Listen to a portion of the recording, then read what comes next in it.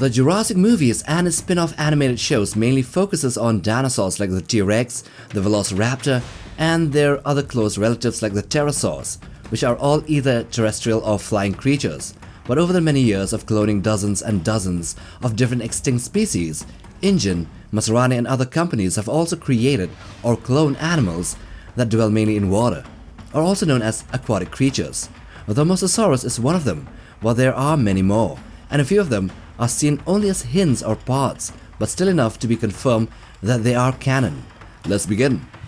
The first one is an amphibious tetrapod. These were large amphibian creatures that were seen in the latest movie, Rebirth, and they resemble oversized salamanders, highly likely cloned by InGen sometime before 2010 on Isle St. Hubert. They've been sighted on 2 separate occasions near the Delgado family. These amphibians are notably large, with bumpy, textured skin, and they have broad tail fins and also have elongated snouts and arrow-shaped heads.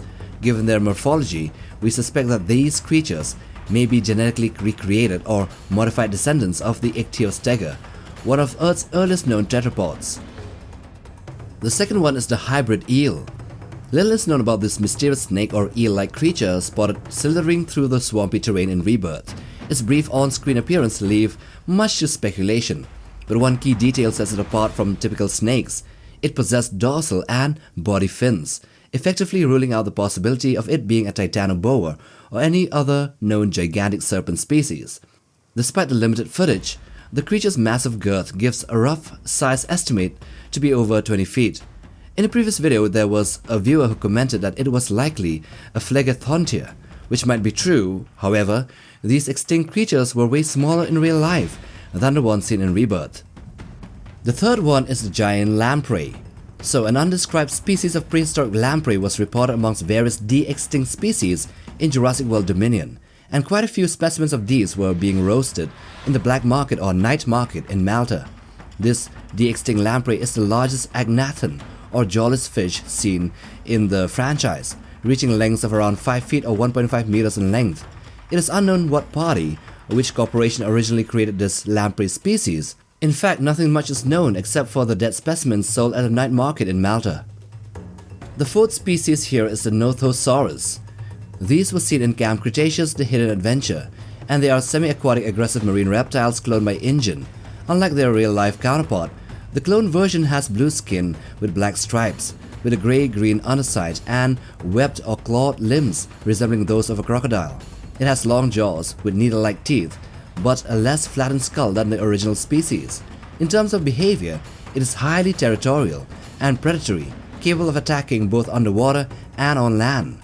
It can take down prey like humans, even drones like the Brad X, and even Dilophosauruses, often dragging them underwater to kill and eat. The fifth one is the Plesiosaurus. See, the Plesiosaurus spawn was a planned attraction for Jurassic World that ultimately never made it into the final cut of the film. Designed as a massive aquatic enclosure, similar in scale to the Jurassic World lagoon for the Mosasaurus, the exhibit was intended to house the Plesiosaurus alongside several unidentified species of ichthyosaurs. Though the attraction was scrapped during production, evidence of the Plesiosaurus' existence in Jurassic World canon remains. The species appeared as one of the animals represented in the Holoscape exhibit within the Innovation Center in Jurassic World, confirming that Maserati Global Corporation, or InGen, has successfully cloned the creature despite not making it into the films. Okay, now we have the Megalodon. Although seen as just a jaw in the early scenes of the movie Jurassic World Rebirth, it is nevertheless a confirmation that the Megalodon has been brought back to life by either InGen, Bison, or another competing corporation. No, it's not a fossil of the extinct giant shark that we see in the movie, because the thing about sharks is that the only parts of them that were fossilized are teeth.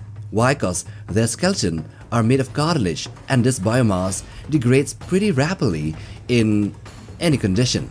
Plus, that jaw isn't a reconstruction in a museum, but rather a real-life specimen seen on a bar in a fishing village in Suriname. Plus, Duncan says that they hope they won't encounter a live one when they go to the island. So that's the confirmation of the 60 feet mega shark being back on Earth in the movie franchise. Number 7 is the Dunkleosteus. Also seen in the early scenes of Jurassic World Rebirth, just maybe a minute before the jaw of the Megalodon was showcased, The skull of a Dunkleosteus was shown with a school of fish being unloaded from a fishing net. This extinct fish is from a time way before the dinosaurs ever existed on Earth, and obviously is a cloned creature, cause how else would it be there? But the more interesting part about this creature is that its head was decapitated, which means either a Mosasaurus or maybe a living Megalodon attacked it in the seas and ate the body part, leaving the head to be caught with the fish in the fishing net. Now number 8 is the Spinosaurus.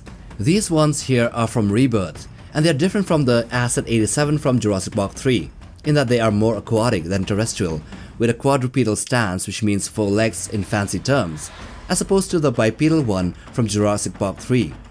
There were a pack of them that existed in a shaky symbiosis with the Mosasaurus.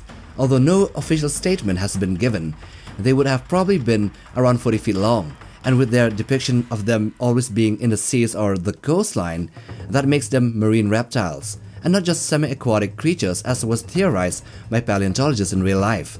They also seem to be more agile and more at home in the ocean than on land, where they seem to be slower due to their huge body mass. The next here is the Mosasaurus. On August 25, 2000, Indian researchers, while testing a prototype of an iron analyzer, made a groundbreaking discovery. They found traceable DNA fragments of a new unearthed mosasaur fossil.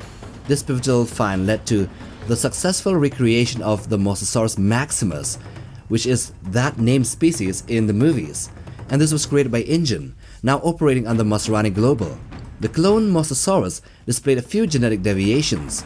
It featured a distinctive frill running along its back, it lacked the traditional forked tongue, and did not possess prominent tail flukes. Visually, the creature was colored in grayish-blue coloration, with a lighter, creamy underbelly, which made this coloration a camouflage ideal for ambushing prey in the deep waters. In Jurassic World, this aquatic giant earned its place as a star attraction, and in the later movies, it became a horror for the seas. Then number 10, we also have a Mosasaurus, but the Rebirth one. This was also created by Indian, but on Isle St. Hubert. This Mosasaurus specimen is starkly different from the one in 2014, and is maybe an older specimen since the lab and the island was abandoned in 2010, 4 years before the Jurassic World theme park was launched. And while this specimen is still oversized like its Isla Nublar counterpart, this Mosasaurus in Jurassic World Rebirth has a slightly revamped and more paleo-accurate design. Its skin is now more lizard-like and lacks the crocodilian armor, as well as a full tail fluke, not dissimilar to the animal from the fossil records, but it still lacks a forked tongue. This other Indian clone has a symbiotic relationship with the Indian clone specimens of the Spinosauruses. Both of these two species collaborate by working together to hunt, stalk, and protect their territory. And by far, this creature is one of the largest ever cloned specimens, along with the Mosasaurus from the Jurassic World original movies. And I cannot make this more clearer. These two specimens are different. Not just different specimens, but different species. Maybe this one is Mosasaurus hoffmanni, while the other one is the Mosasaurus maximus. And so with that, we end this video on the aquatic extinct creatures that were cloned in the Jurassic movies that are canon. Now if you like this video, then watch this other one too, the one in the end screens. And do check out our channel for other dinosaur, dragon and monster content. We might have things you haven't seen before. Like, subscribe, and we'll see you guys in the next one. Take care, fam.